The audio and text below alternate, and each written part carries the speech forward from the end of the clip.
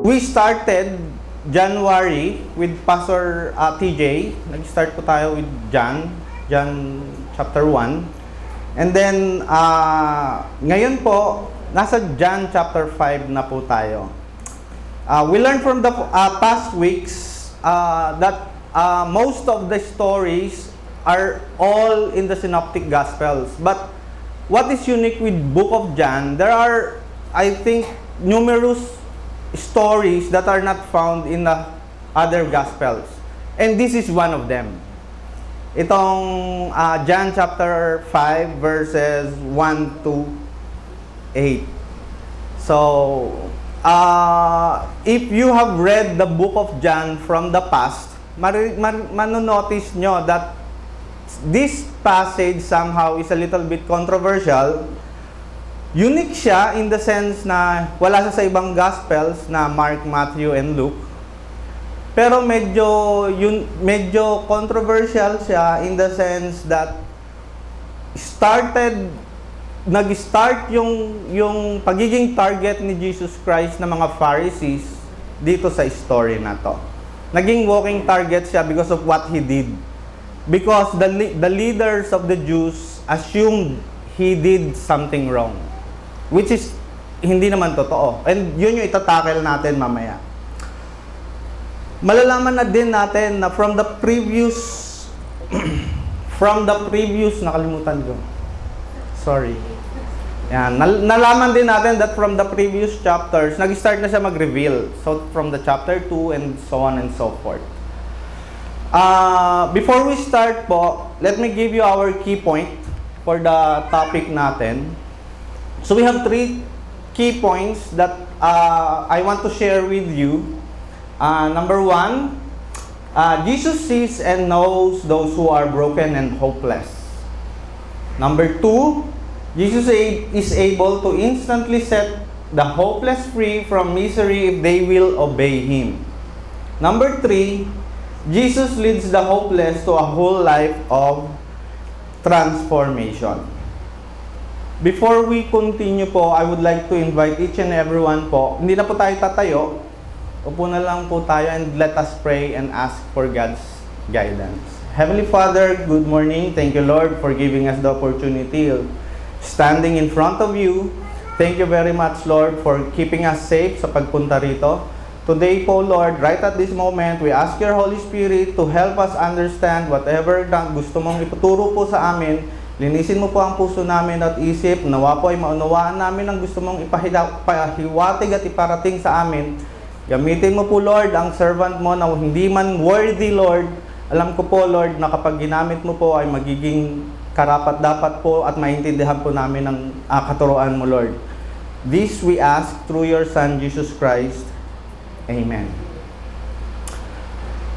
This passage is medyo mahaba siya, verses 1 to 18. But we will start with studying kung ano yung setting natin.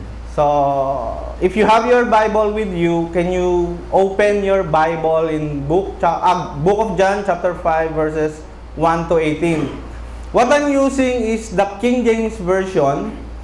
And if you have a different version, okay lang yon. You will notice that there is a passage or there is a verse here na nakaibang kulay, and I will let you know why. So, kung meron na po kayong Bible, let's open na and po. Nakalagay po dito sa after this, there was a feast of the Jews. Remember, in the book chapter 4, meron po siyang ginawa doon, yung after this. Ano kaya yung after this na yon? Yun yung pinagaling niya yung anak nung leader. So, after daw po nun, pumunta siya sa feast. So, after this, there was a feast of the Jews and Jesus went up to Jerusalem. Now, there is in Jerusalem by the sheep gate a pool, which is called in Hebrew Bethesda, having 5 porches. In this lay a great multitude of sick people, blind, lame, paralyzed, waiting for the moving of water. Kung makikita po natin, tutuloy ko lang po, no? Verse 4, for an angel went down at a certain time into the pool and stirred up the water. Then whoever stepped in first, after the stirring of the water, was made well of whatever disease he had. Now a certain man was there who had an infirmity 38 years, for 38 years. Ang sabi doon, may pool daw po doon na tinatawag ay Bethesda. This is controversial because during the time na mga unang early years, hindi pa nila alam. Even the Bible scholars, wala silang makitang pool of Bethesda. Wala po silang makita. It's only after kaya nga in-assume nila siguro yung Book of John, hindi lahat ng istorya totoo. Hindi lahat ng stories doon na sinulat ni Apostle John totoo. Pero you know what? Nung mga 1900s na, yung mga archaeologists, they were able to found yung ruins. When we say ruins, yung natira sa Pool of Bethesda. And this is it. Yan.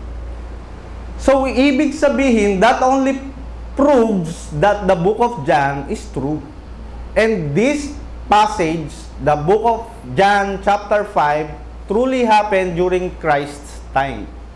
Kasi they are assuming wala namang Pool of Bethesda. So that means yung chapter 5, parang hindi totoo yan. But they were wrong. Kasi napatunayan na meron talagang Pool of Bethesda. Now, take note, if you look at your Bible, there's a description there. Alam natin kapag binanggit ni Book of John, yung certain description, that means there's a meaning. Meron siyang binanggit doon, near the ship gate. Ayan. Near the ship gate. So this is the Pool of Bethesda. By the way, Bethesda means house of mercy. Napansin nyo ba yon? House of mercy. Beth in Hebrew means house. That's why when you hear Bethlehem, house of bread. Lehem in Hebrew is bread. Diba? Bethsaida means house of fishing. So when you hear Beth, that means house. Bethesda means house of mercy. What is amusing here is the fact that the Pool of Bethesda is near the ship gate. In the New Testament, malalaman natin yung relationship niyan because the ship gate, doon dumadaan yung mga sacrificial creatures. Sabihin na natin, yung mga sheep na isa-sacrifice. Doon dumadaan sa ship gate. Kaya sa tinawag na ship gate. Doon siya dumadaan. So, yung mga sheep na isa-sacrifice dyan, yung mga gagawing sacrificial love, dyan pumapasok. Tapos, kung titignan natin, yung ship gate, padaan yan patungo yan papuntang Golgotha. Alam naman natin what is Golgotha, di ba? Ano yung remarkable with Golgotha? Doon nagkaroon ng crucifixion. Ayan. Sabi nga noon, this gate leads to Golgotha, the path to which Jesus Christ was crucified. So, kung titignan natin, ang ganda ng description ni John dito. Because, dinescribe niya na yung Pool of Bethesda, eventually, nandun yung mga sick, lame, and sabihin natin blind people, mga nangangailangan ng mercy, nangangailangan ng awa ng Panginoon. Pero, nandun din yung daan patungo sa ship gate papuntang crucifixion. Because, sabi nga ng mga Bible scholars, the ship gate represents the experience of salvation made by the cross, which is the saving work of Jesus Christ. So mapapansin nyo, kung ikaw magkukwento, hindi mo naman ikukwento ang isang bagay that has no relation at all sa kwento mo. Kukwento mo ba, ay yung nakita ko nakasalubong ko kulay puti ang damit.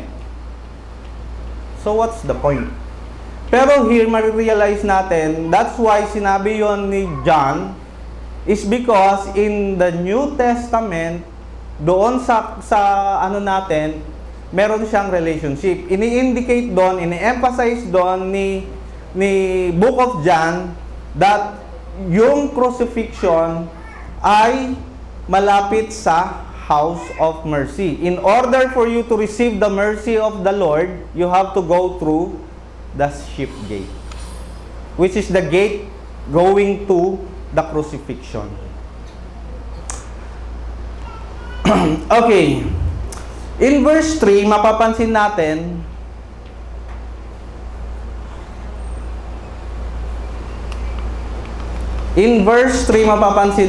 sabing ganon, in this lay a great multitude of sick people.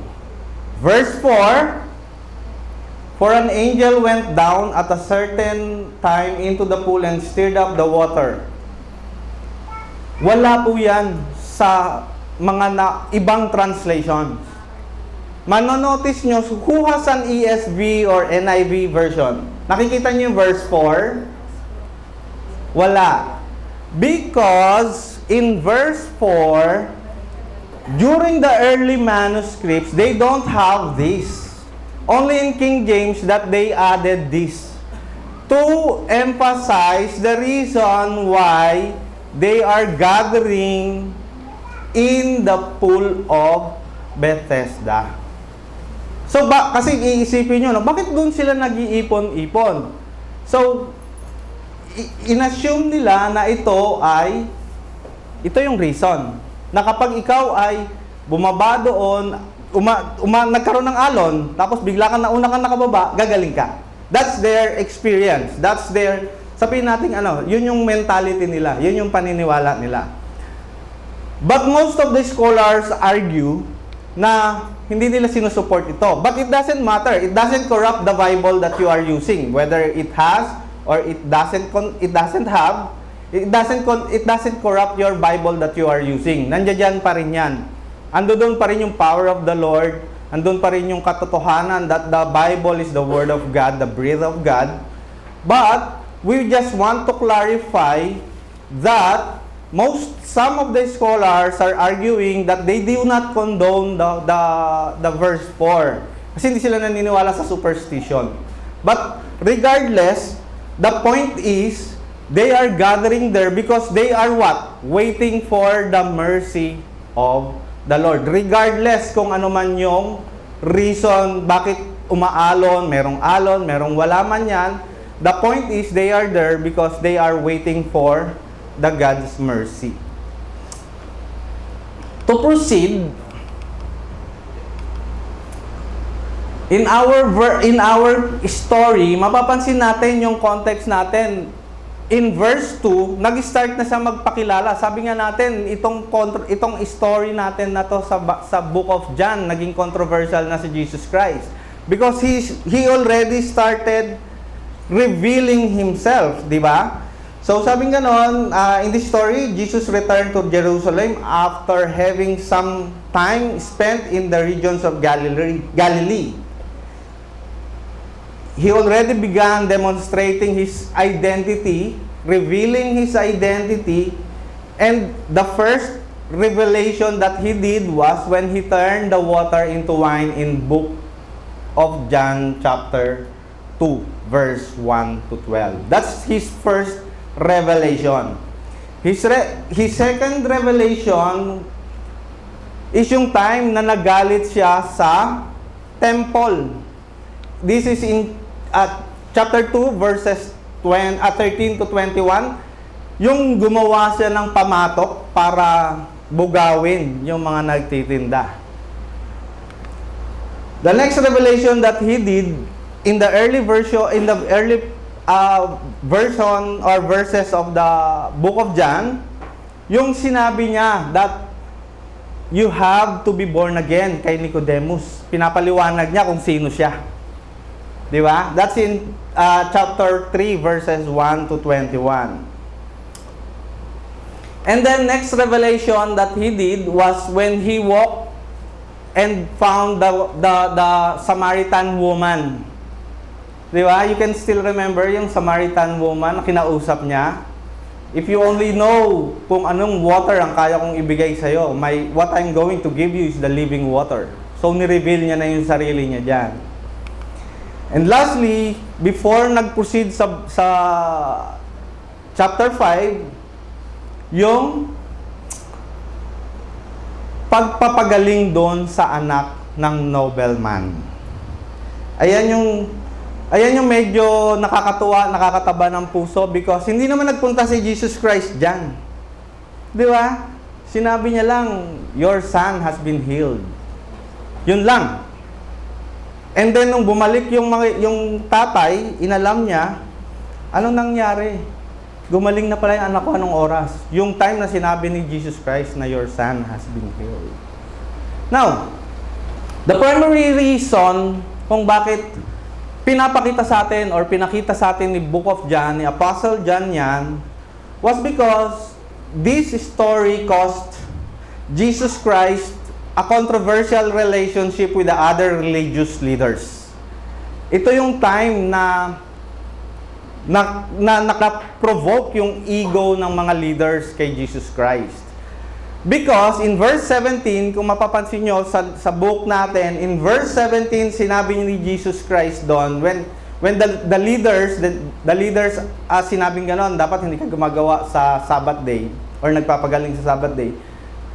Medyo mabigat ang reply ni Jesus Christ sa kanila. In verse 17, sabi niya ganon, my Father has been working until now and I have been working as well. So, kung mapapansin nyo, napaka-controversial siya, sabi ko nga kanina. But we will not focus on the theological issue.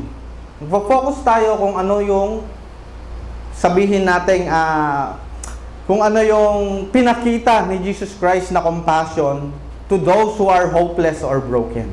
That's what we will discuss or pag-aaralan. So, with that said, allow me to share with you first mga konting-konting pictures lang. Kilala niyo siya? That's Anthony Bourdain, American celebrity chef, author and travel documentarian. Namatay siya June 8, 2018. Kurt Cobain. Kilala niyo si Kurt Cobain? Banda ng Nirvana, lead guitarist, lead vocalist. He died April 5, 1994.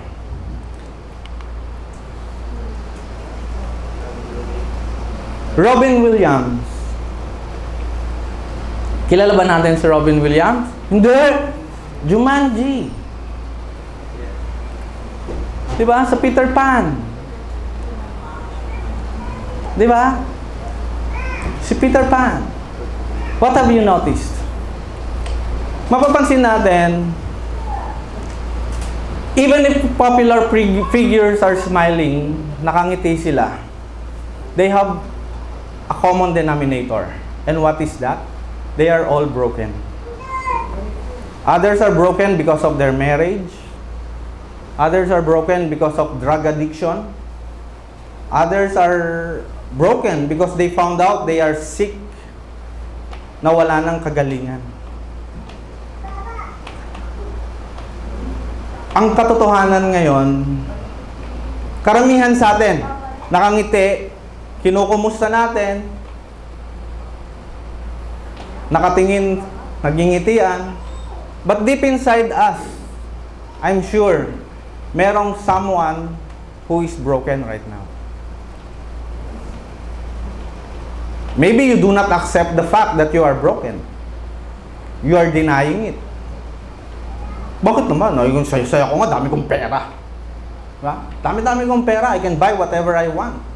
I have the latest phone. I have the latest TV. I have the latest refrigerator. I have the latest car. Wala pang model na nilalabas yung Tesla. Meron na ako. But the truth is, Everyone experiences brokenness, but Jesus' love and compassion offers healing and hope. With that, we will proceed with our first key point.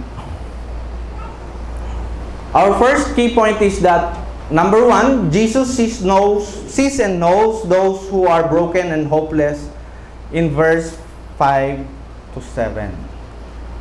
Sabing ganon, a certain man was there, tingnan nyo a certain man was there who had an infirmity 38 years. When Jesus saw him lying there,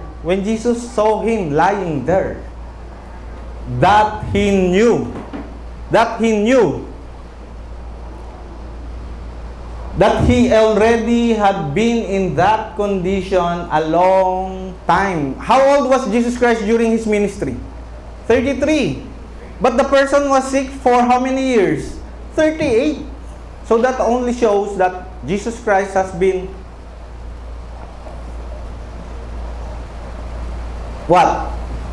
present during the beginning of the time. Because alam niya, ikaw ba naman, kapapanganak mo lang, alam mo na kagad na may sakit, di ba? Yung bang 38 years nang may sakit, tapos si Jesus Christ is only 33. So, sabing ganon, in verse 5 to 7, yan yung sinasabi natin. If we move backward, sabing ganon, a great multitude of sick people, blind, lame, paralyzed, waiting for the moving of water. Pansinin nyo, when John said sabi natin the gospel, when the gospel said great multitude, mga ilan yon? 2? 3? 4? Hundreds? If you can still remember the feeding of the 4,000s, ano yung description nila doon? A great multitude. Imagine that. Di ba? Kung hindi kayang bilangin ng dinidescribe nila as great multitude. So that means, hindi lang siguro mga 5 nandoon sa pool of Bethesda. 6, 7, 8, 100, 1,000. Tapos, meron pang 38 years naman. Di ba? 38 years lang may sakit yung lalaki.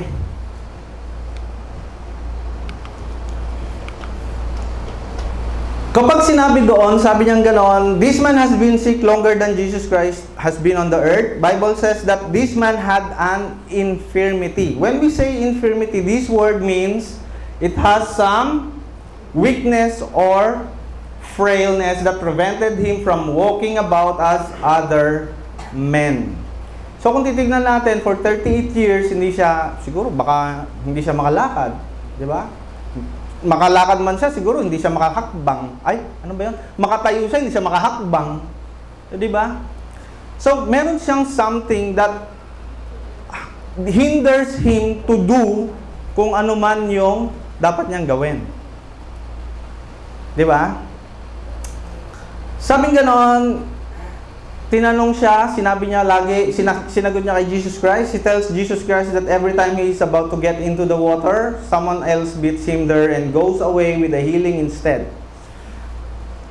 For the whole 38 years, year after year, he has seen his hopes and dreams shattered as another person beats him into the healing waters. Imagine having been there year after year, every feast of the Passover. You are there, nagpupunta ka dyan, hoping that you will be healed, you will get healed every year. But every year, for the 38 years that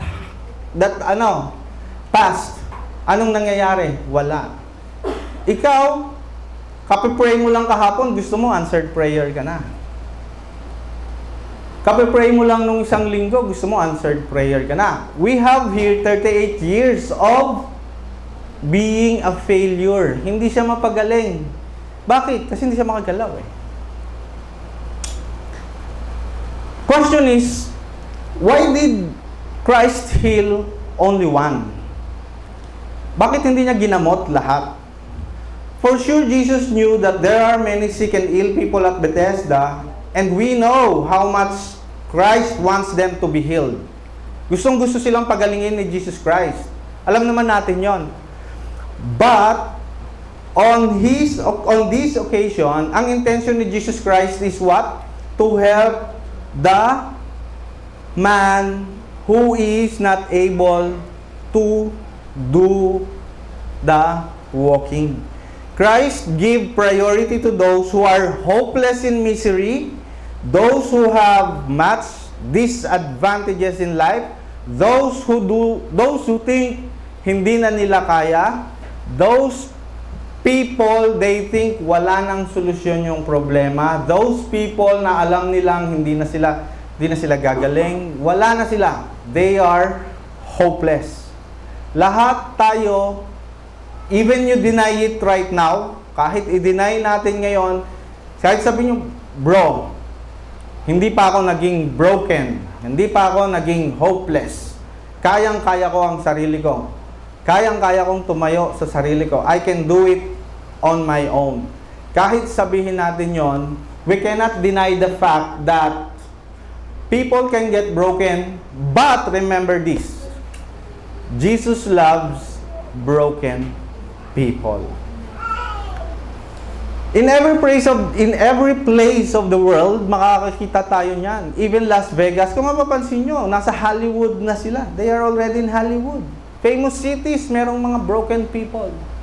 May mga hopeless people, hindi lang sa Pilipinas, meron yan. In all cities all over the world, we may find person who is broken. Because brokenness doesn't necessarily mean hindi ka makakilos. It doesn't mean may sakit ka. Because brokenness sometimes can be spiritual. You can be spiritually broken.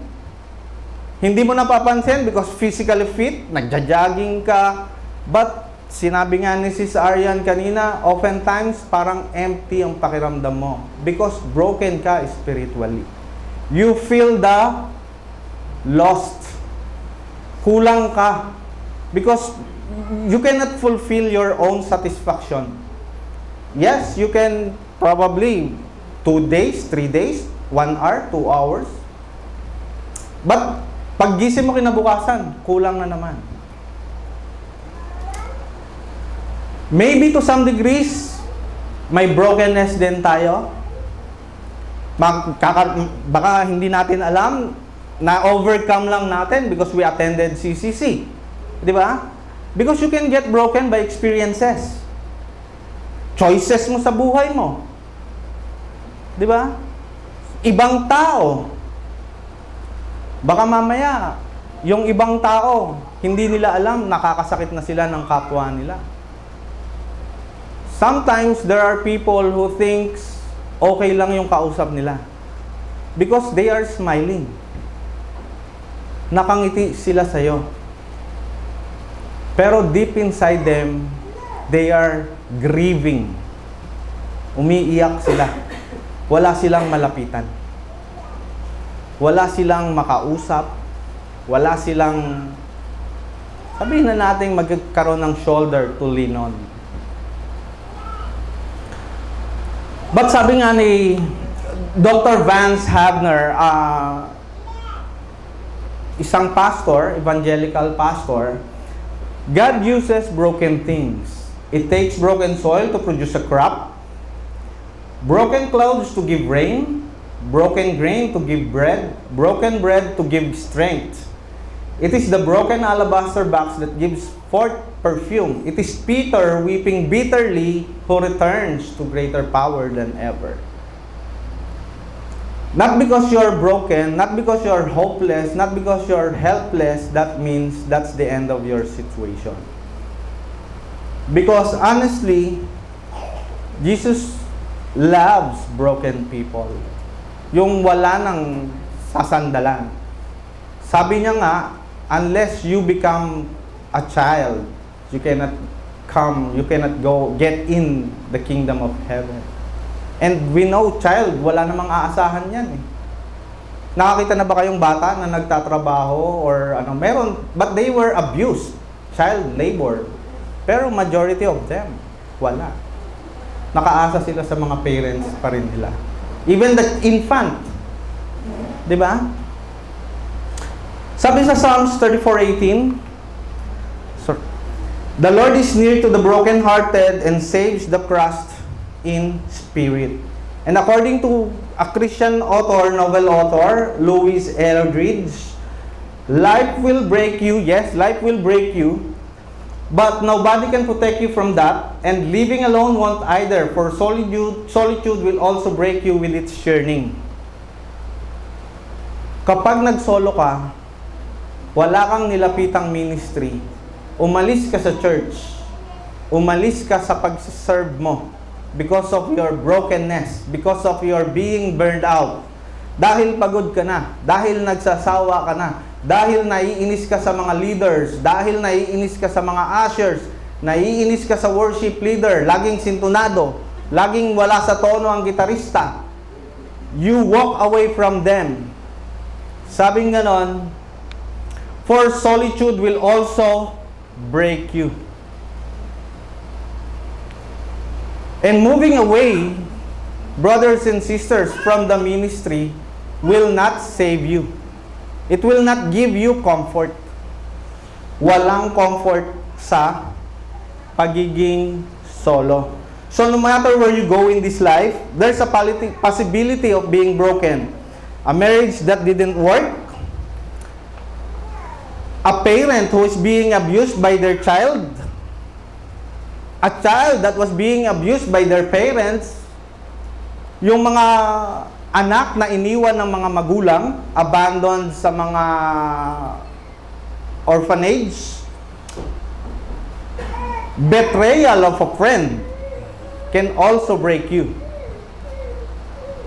Being betrayed by someone, hurtful words from the other people.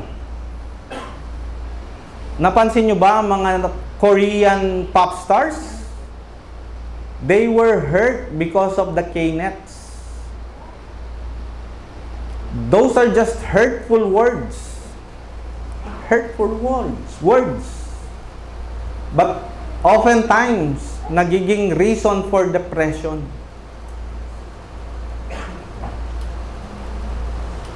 Sabi sa Proverbs 18:14, Proverbs chapter 18 verses 14 to 21, the spirit of a man will sustain his infirmity, but a wounded spirit who can bear? The heart of the prudent get knowledge, and the ear of the wise seek knowledge.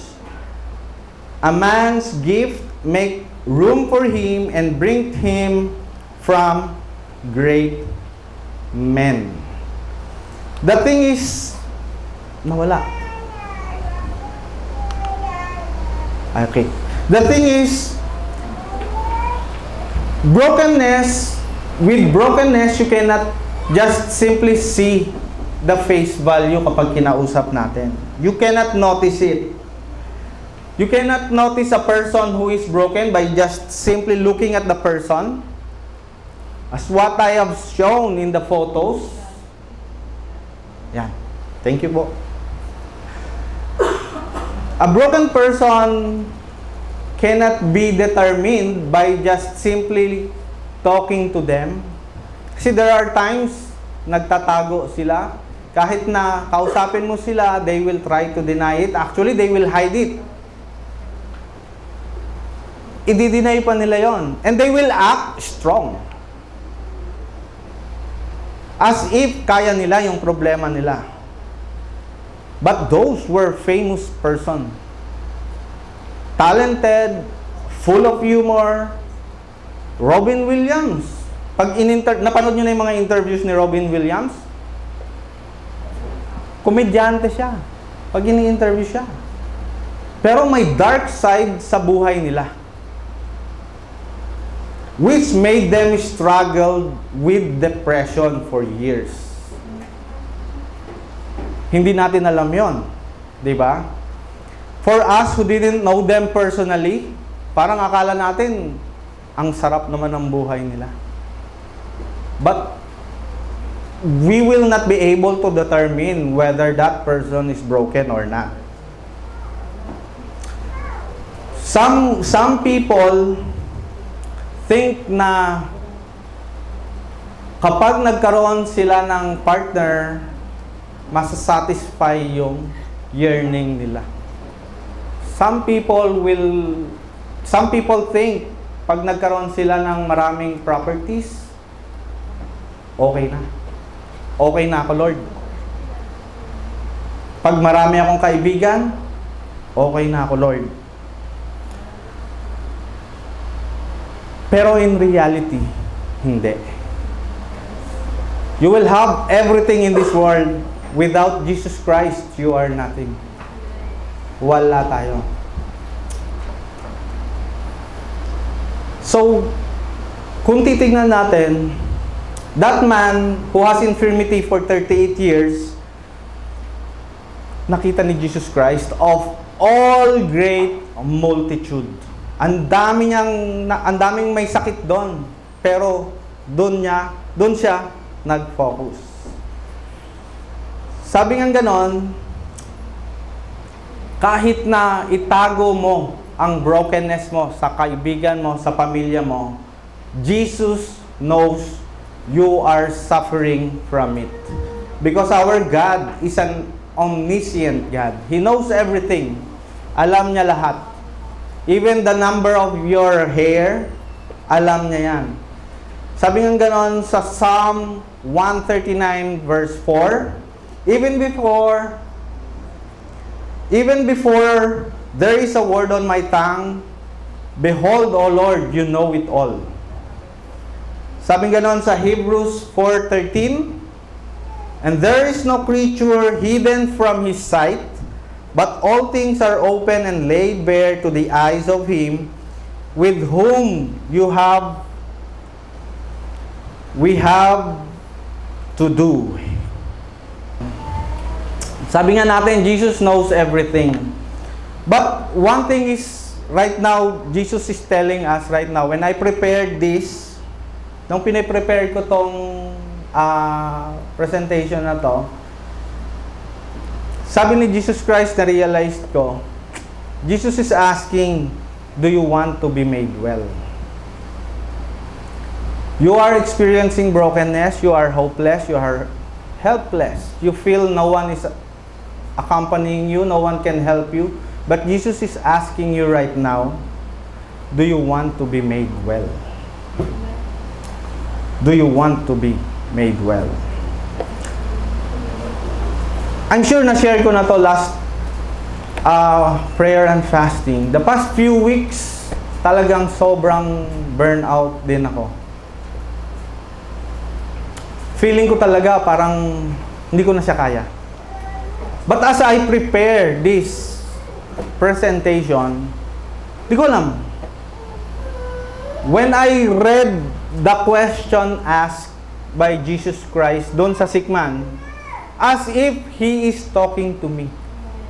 As if He is asking me, Brother RJ, sabi mo burnout ka. I have a question for you.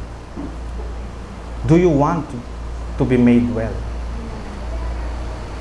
Do you want to be made well?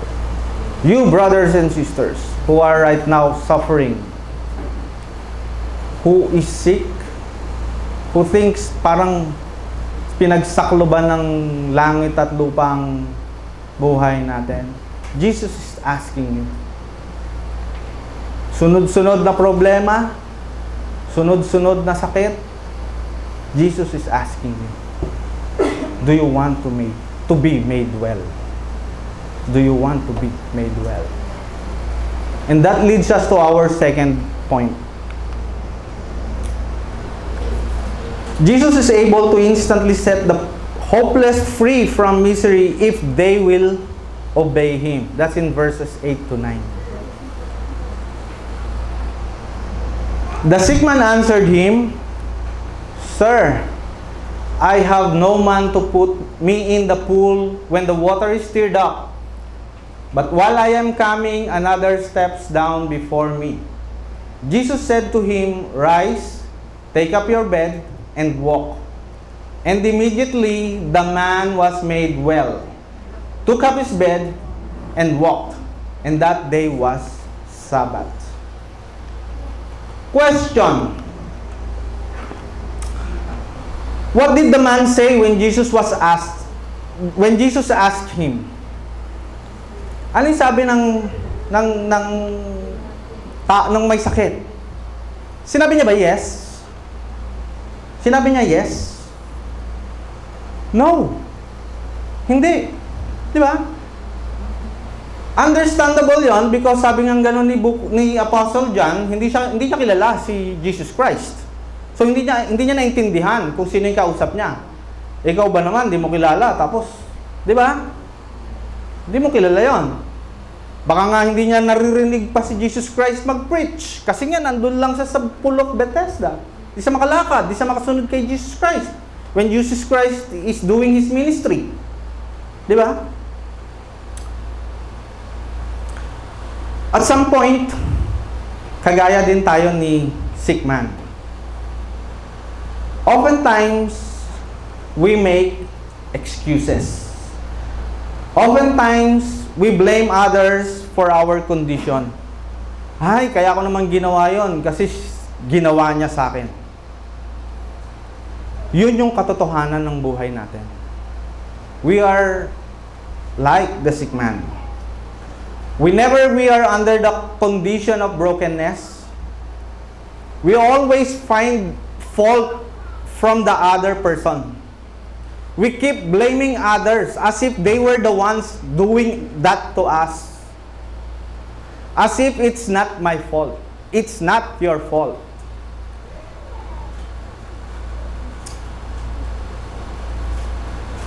Kadalasan pa nga, sinasabi natin pag may nagtatanong sa atin, tapos sinagot ng, kaya mo yan, andyan si Lord.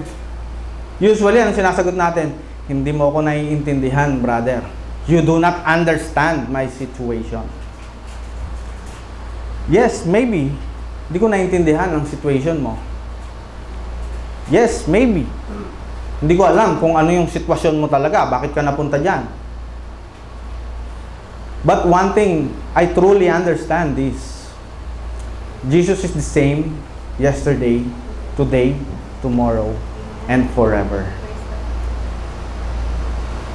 Whatever situation you are right now, walang mahirap para sa Kanya upang baguhin yan. But most of the times, we believe our own lies. Naniniwala tayo sa gusto nating paniwalaan.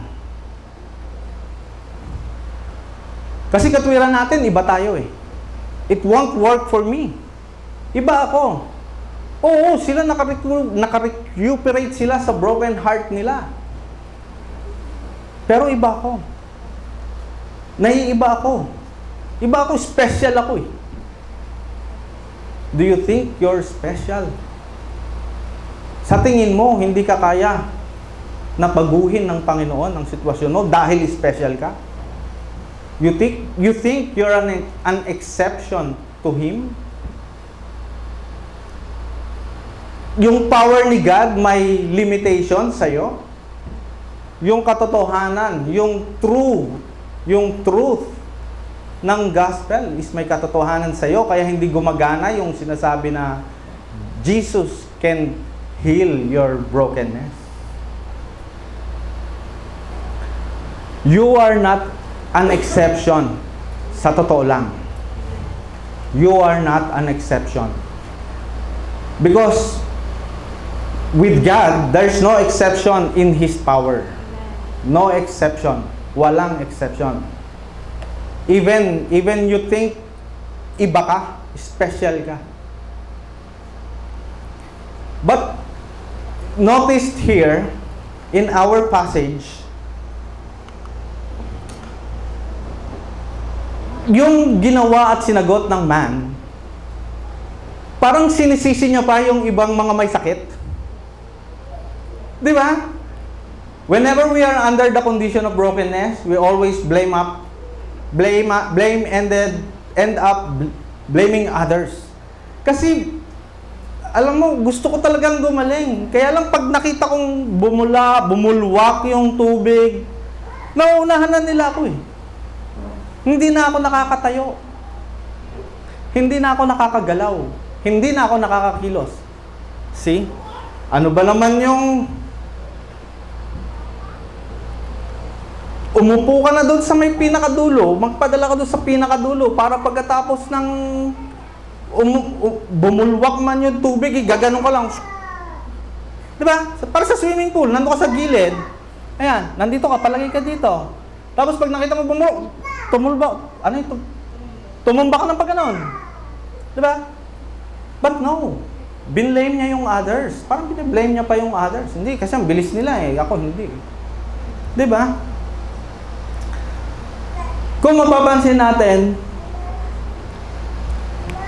even if hindi sumagot si sick man ng yes, ano yung sagot ni Jesus Christ sa kanya? Sabi ni Jesus Christ, rise up. Rise, take up your bed, and walk. Hindi sinabi ni, ganun pala, ayaw mo palang gumaling. Sige, bahala ka. Ang dami-dami mong sinasabi, nagre-reason out ka pa. But Jesus never said that. He said, rise, take up your bed, and walk. Pansin niyo yun? After niya sinabi yun, and immediately, the man was made well. Nakita nyo? Immediately, yun at that moment, ano yung kapareho nito? Nice story. The sixth son of the nobleman. Go home. Your son has been healed.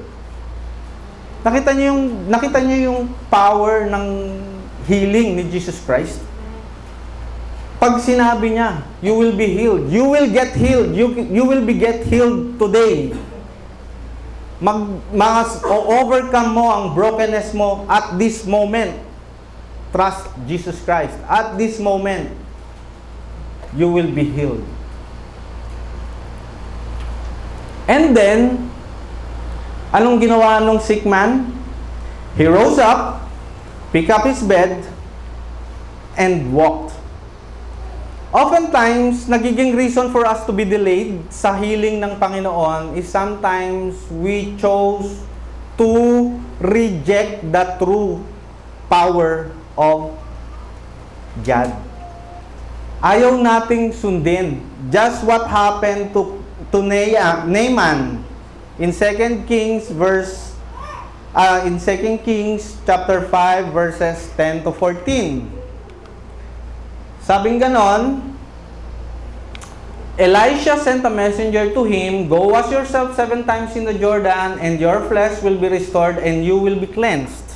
Yun lang. Punta ka doon, tapos 7 times kang lumubog, gagaling ka. What is his answer? But Naaman went away angry and said, I thought that he would surely come out to me and stand and call on the name of the Lord his God, wave his hand over the spot, and cure me of my leprosy. Meron kasi siyang ini-expect na gagawin sa kanya. Oftentimes, pag humingi tayo ng pag nagdasal tayo, when we ask for Lord's assistance or guidance, meron tayong expectation na dapat yun yung gagawin sa atin. No. Remember, when you ask a prayer, you are asking for His mercy. You cannot command the Lord to give you whatever you want. Hindi mo siya pwedeng utusan. Hindi mo siya pwedeng sabihan na, Lord, eto ang gusto kong mangyari. May sakit ako, gusto ko, pag uminom ako ng tubig, gagaling ako. That's not how God works. Hindi nga natin ma-fathom ang wisdom ng Panginoon. Diba? Pero look at this. Sabing ganun nung anak niya, nung katulong niya, my father, kinuwento niya, sabi ng ganun nung servant, My father, if the prophet had told you to do some great thing, would you have not done it? How much more then when he tells you, wash and be cleansed? So kinonvince siya nung servant niya. And what did he do? He went down and dipped himself in the Jordan 7 times, as the man of God had told him, and his flesh was restored. Hindi lang yon. And became clean like that of a young boy. Imagine that. Diba? Imagine having read your Bible. For example, tonight, you will be reading your Bible. Tapos kinakausap ka ng Panginoon. He's speaking directly to you through His words. Binibigyan ka niya ng guide kung paano sabihin natin overcome ang iyong brokenness. Alam niya, sinabi niya sa iyo, He hates your situation at ito ang dapat mong gawin. What will you do? Oftentimes, ang confident natin bumababa kahit kilala na natin yung tao. Yung sick man, hindi niya kilala si Jesus.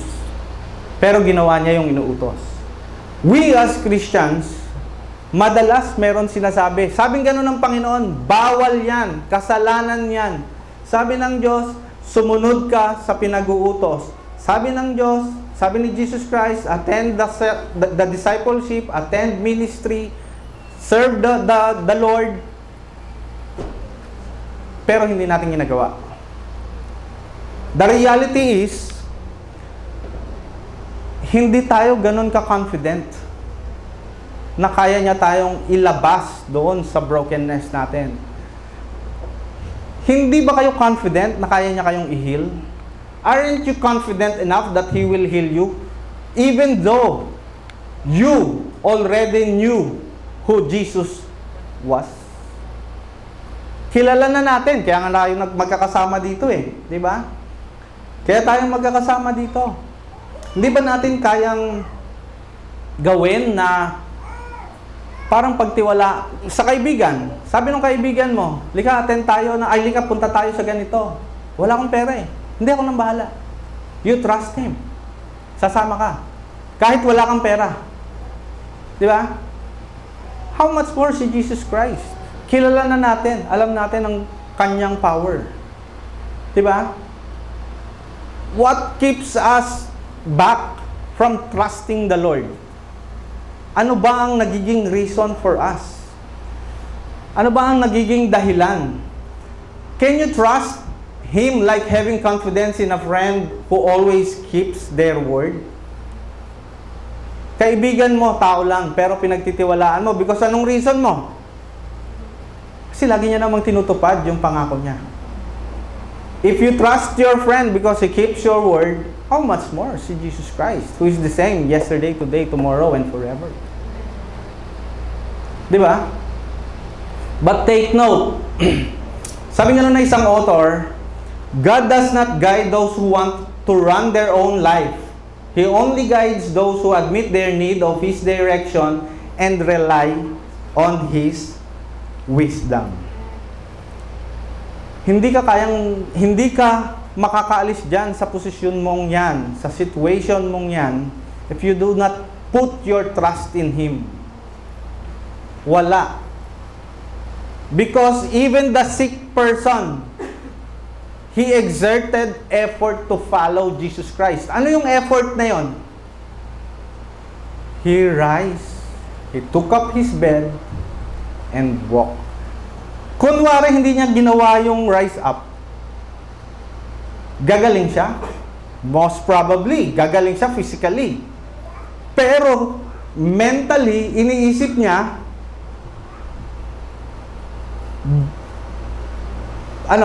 paralyzed pa rin siya. Diba? If he did not put effort and follow Jesus when Jesus said, rise, take up your bed, and walk, baka nandun pa rin siya hanggang ngayon. Di ba? Hindi siya gumaling. Because he did not exerted effort. Kadalasan, tayong mga Christians, ganun din.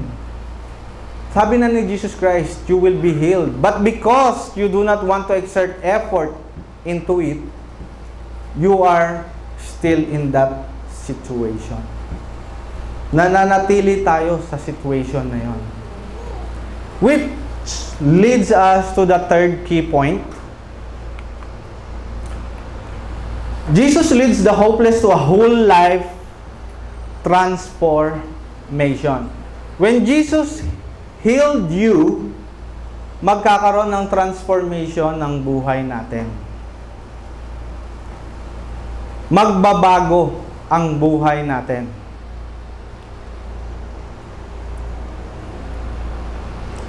For 38 years, that man is hopeless. He's invalid. He's suffering from an infirmity, hindi natin alam. But now, nung sinabi ni Jesus Christ yun, apparently, he was able to walk and pick up. Take note ha, baka naman sinasabi niyo, Brother RJ, ang tagal niyang may sakit, tapos binitbit niya yung bed niya. Baka naman yung bed niyo, baka inisip niyo yung bed, yung kagaya ng bed niyo sa bahay na, yung may frame na may ganon na, yung may headboard pa. No? No. Yung bed, higaan na sinasabi dito is siguro banig. Parang ganon. Kasi baka sabi, oy, Brother Arjun, sumobrang lakas naman nun ha. Kami nga, 3 na kami nagbibit-bit ng bed frame namin. Hindi namin kaya. No, hindi naman ganon. Hindi naman ganon exaggerated yon. The bed that John was referring to is parang mat or banig. Parang ganon. Now, after healing the man, Jesus withdrew into the crowd and disappeared. Balikan natin to. The Jews therefore said to him who was cured, "It is the Sabbath, it is not lawful for you to carry your bed." He answered them, "He who made me well said to me, 'Take up your bed and walk.' Then they asked him, 'Who is the man who said to you, 'Take up your bed and walk'?" But the one who was healed did not know who it was, for Jesus has withdrawn, a multitude being in that place. Afterward, Jesus found him in the temple and, take note Jesus found him in the temple and said to him, "See, you have been made well. Sin no more, lest a worse thing come upon you." The man departed and told the Jews that it was Jesus who made him well. Mapapansin natin, upon giving him the healing that he needed for almost 38 years, he went to the temple. For 38 years, nakapunta siya sa temple, and he was able to thank God for the gracious healing he received. After 38 years, the sick man was able to worship and offer his thanks to God who graciously healed him. So, natagpuan sa ni Jesus Christ sa temple. Diba? Natagpuan siya ni Jesus Christ sa temple. And at the same time, dun sinabi ni Jesus Christ, "See, you have been made well. Sin no more, lest the worst thing come upon you." There are times, yung sickness natin, afflictions natin, there are times they are caused by sin. But not, baka naman, I just want to be clarified. Baka naman may makita kayong kapitbahay nyo, may sakit. Ay, may kasalanan kasi yan. Hindi po ganon. There are sick, or sabihin natin, there are afflictions in our body that oftentimes are caused by sin, oftentimes caused by burden, oftentimes caused by our mental, pero this time, alam natin that this man has probably yung reason for his sickness was because of his sin. That's why Jesus prompted him to sin no more. So I just want to make sure na hindi kayo magiging judgmental. Baka mamaya may makita kayo, napilay lang. napilay ka ba basketball, masama kasi ugali niyan. Hindi po. Not every affliction in your body is because of sin. But in this case, in our passage, yung sin niya is because of yung sickness niya is because of his sin. Pansin nyo rin, his life was transformed. After getting healed, after being healed, he immediately went to the temple to thank the Lord. That's when he found out it was Jesus who healed him. Hindi niya naman kilala si Jesus Christ but he went to the temple. Nagpunta siya sa temple. Ano namang reason niya para magpunta sa temple? Of course, to praise the Lord, di ba? To praise our Father. Medyo controversial yung part na yon because sinabi ni Jesus Christ sa kanya, "See, you have been made well, sin no more, lest worse thing come upon you." Ibig sabihin, Jesus knows he's a sinner. He was healed because he was forgiven. But alam natin, Jesus Christ went out doon sa sabihin natin, went out all yung everything. Ni-reveal niya na sa lahat that He is the Son of God. And that made Him into trouble. That put Him into trouble. That put Him in yung sabihin natin, target ng mga Pharisees. Why? Because kapag tinignan natin yung reason sa sa situation na yon, ang sabi nung Pharisee, sino nagpagaling sa'yo? Remember, anong day to? This is the Sabbath day. At alam natin that the Sabbath day is supposed to be, dapat, no work.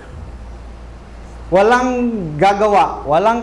Actually, pati pagluluto, hindi nila ginagawa. That's how, sabihin natin, contaminated yung ginawang turo ng mga Pharisees sa law. Including yung pagluluto. Meron nga akong pinakinggan meron akong napakinggan. Nakalimutan ko yung pangalan ng pastor Galing daw sila Israel during the Sabbath day. Punta sila sa Sabbath day. Hindi gumagana elevator. Kasi, bawal nga Kasi yung pagpindot ng elevator is considered as work. But, when you walk the stairs, say, for example, you'll be coming up to 10th floor. Para medyo hindi ganun kataas. You'll be coming from ground floor to 10th floor. Bawal pindutin ang elevator kasi work daw yon, sabi ng mga Pharisees. But hindi work yung maglakad ka ng nakahagdan at ikaw ay umakyat mula ground floor hanggang 10th floor. See what they did to the law. Jesus got into trouble because of that. Because of what He did to the man. He cured the man during Sabbath day. And this right here made him an enemy of the Pharisees because they had taken the law so that the carrying of the sick man's bed is breaking the law. So, parang naging target si Jesus Christ because yung turo nila ay sumobra na ultimo yung pagbitbit ng bed ng sick man is already breaking the law. But that's not what God meant when He gave the law, yung honor the Sabbath day. Because sabi nga doon sa verse 17, sabi ni Jesus Christ, He and the Father is working even until now. Because Sabbath day shouldn't stop us from doing what is good. Dahil ba Sabbath day hindi ka gagawa ng mabuti? Dahil Sabbath day hindi ka tutulong kung may naaksidente? Dahil Sabbath day, hindi ka tutulong or gagawa ng ikabubuti para sa church? You will just be simply sitting na lang because of Sabbath day? Of course not. Hindi ganon yung katuruan. Kaya I just want to clarify that. Even though yun yung ginagawa or ginawa ng mga Pharisees that time, hindi po yun yung katuruan ng law natin. So, Sabbath day shouldn't stop us from doing good. I do remember nung nag-start ako dito sa sa ministry. Nandiyan lang ako sa isang tabi. Hindi ako kumikibo. Hi, hello lang. Kami family. Every Sunday, nandiyan lang kami. Pagkatapos ng ministry, uwi na. Pero nung na-transform ng Panginoon yung buhay namin, na-transform yung family namin, naramdaman namin yung power of the Lord. His faithfulness. Purihin po ang Panginoon, nandito kami ngayon. And I am standing in front of you. Sabing ganon, see, you have been made well, sin no more, lest a worse thing come upon you. Sin no more. Kapag binago ka ng Panginoon, sin no more. And what are we going to do? Sabing ganon sa Hebrews 12:2, let us fix our eyes on Jesus, the author and perfecter of our faith, who for the joy set before him endured the cross, scorning its shame, and sat down at the right hand of the throne of God. Once Jesus Christ transformed you or healed you o iniahon ka kung saan ka man naroroon ngayon, sin no more. Sin no more. Napakinggan nyo yung video. When I watched this video, na-confirm that God is talking to me. Narinig nyo yung testimony niya when she was 7 years old, nagkaroon ng divorce yung parents niya. After 10, nakapag-asawa ulit yung niya. And that man is a noble man, godly man. 16 na aksidente siya. She got her driver's license, total wreck. Kita naman natin yung sasakyan.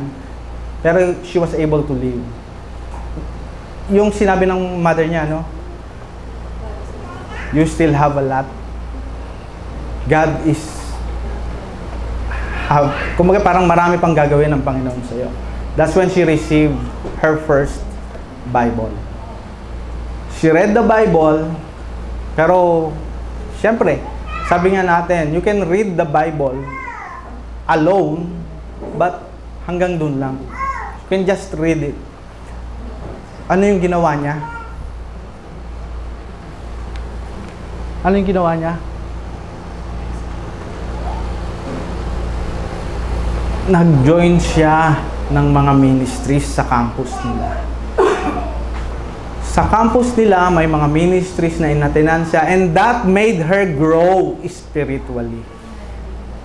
She made an effort to rise, take up your bed, and walk.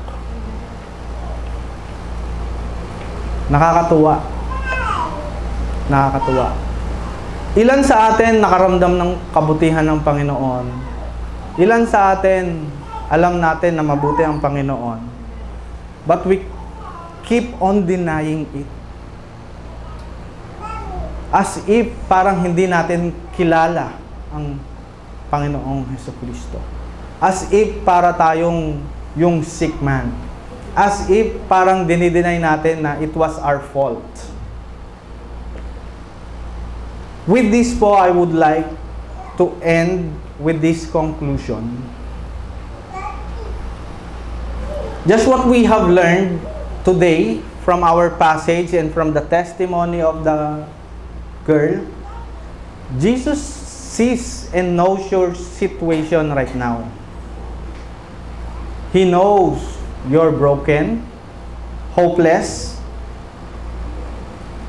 Hopeless kayo, broken kayo because of people around you. Yung choice nyo sa buhay nyo made you broken or hopeless. Oftentimes, people around you has pushed you to your limit, to the point that you no longer believe there is somebody who can help you. That you think God doesn't care about you. That He left you in that misery long enough, more than the sick man has. But you know what? Jesus Christ is in front of us right now. And He is asking us, do you want to be made well? Do you want to be made well? What will be your response? Do you want to be made well? Will you make excuses? Wag mo na ngayon, Brother RJ. Marami pa akong pangarap, marami pa akong gagawin. Ayoko munang maging Christian. Ayoko muna ngayon kasi meron pa akong dapat gawin. Or will you say yes to His question, do you want to be made well? If you answer yes, then Jesus is telling you, rise, take up your bed, and walk.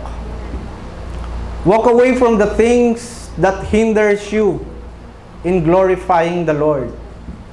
Walk away from the things that make you hopeless. Things that make you weak spiritually. Sins that may cause you to fall away from Him. If you are ready to rise and take up your bed and walk, meron ulit siyang sinasabi sa atin. Sabi niya sa atin, sin no more, lest a worse thing come upon you. Then sin no more, brothers and sisters. In our passage, Jesus demonstrates His power as the great physician by healing this man's body.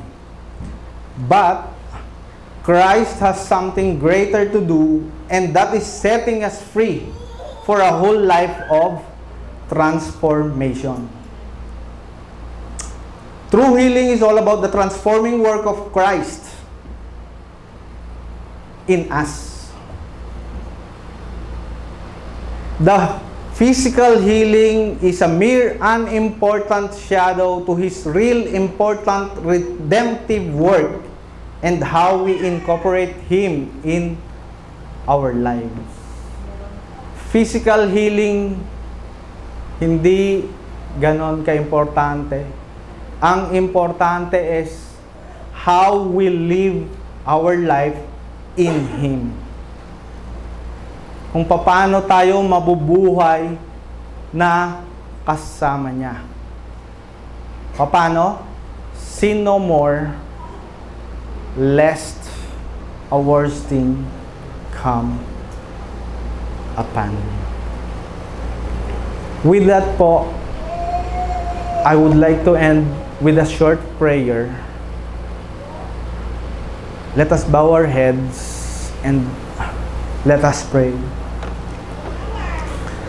Heavenly Father, thank you for giving us this time to gather around you. Thank you, Lord, for giving us this passage in reminding us that, Lord, we are broken. We are hopeless, Lord, even though we deny it, even though we act as if we're okay, even though we think and believe that we can do it on our own. Lord, you know you see our situation. We are broken right now. Wala po kaming ibang pupuntahan. Hindi po kami makagalaw. Hindi po kami makalakad patungo sa iyo, Lord. Hindi kami makalapit sa iyo. Pero alam po namin, Lord, in a great multitude of sick people, you are looking down upon us and asking us right now, Lord, do you want to be made well? Do you want to be made well? Yes, Lord, we want to be made well. Gusto namin gumaling, Lord, sa afflictions namin. Subalit, may mga bagay po kaming hindi makabitawan, hindi po namin magawa na iwanan. Subalit maraming salamat, Lord, sa passage na to, sapagkat ngayon po, Lord, nalaman namin na kami rin po ang dahilan why we are under this situation. We are under this misery. Because we do not want to rise. We do not want to pick up our bed and walk. We just want to stay on our comfort zone, Lord. Gusto po naming gumaling, subalit ayaw po naming sumunod sa iyo. Maraming salamat, Lord, for giving us this passage, for reminding us that you can heal our afflictions, but we have to exert effort. Thank you very much, Lord, at hindi po kami ninyo pinabayaan. You keep on reminding us, Lord, but right now, hindi na po kami maggagawa ng mga excuses. Wala na po kaming i-excuse, Lord. Wala na po kaming reason to make excuses or blame others because of our situation. We just want to accept your healing right now. We want you to make us well, Lord. At this time, at this day, today, Lord, we will rise, we will take up our bed and walk, and we will sin no more. Help us, Lord, to follow your lead. Lead us, Lord, to the right direction. Lead us, Lord, to a holy life. We cannot do it on our own, Lord. Kung paano ang sick man ay hindi makalakad, makapunta sa pool ng Bethesda, ganon din kami, Lord, hindi namin kaya kung hindi mo kami sasamahan. Maraming salamat, Lord, at hindi mo po kami pinapabayaan. You keep on reminding us that you see our hearts, you know our minds, you know our hearts, you know our intentions, Lord. We pray, Lord, that you send down your Holy Spirit to guide us and help us move forward, to lead us to you. Maraming salamat din, Lord, sa mga tulong mong ginagawa sa church na to, sa mga leaders na nire-raise up mo, Lord, sa aming pastor na ikaw pong nagbibigay ng wisdom to lead this church. Maraming salamat din, Lord, sa mga kapatiran na patuloy na lumalakad sa iyo. Nandirito po every week, nagba-Bible study every Saturday, sa dinalupihan, sa tuyo. Gabayan mo po nawa ang bawat isa, Lord. And starting today, Lord, we will exert effort to follow your lead, to attend ministry, to attend Bible discipleship. And as we walk pauwi sa bahay, Lord, right now, ikaw po ang gumabay sa bawat isa. Ikaw po ang mag-ingat sa mga bawat pamilya, Lord. Ganon din, Lord, si Pastor Jason, Pastor Joey, Brother Noel na babiyahin ng Tarlac, Lord. Ikaw pong bahalang mag-ingat sa kanila. Pagalingin mo po ang karamdaman ng bawat isa. Pagalingin mo po si Pastor Jason sa kanyang nararamdaman ng karamdaman. Ikaw po, Lord, ang great healer. With this, Lord, we accept and we believe that you already answered our prayer. We pray all this in your Son, Jesus Christ. Amen and amen.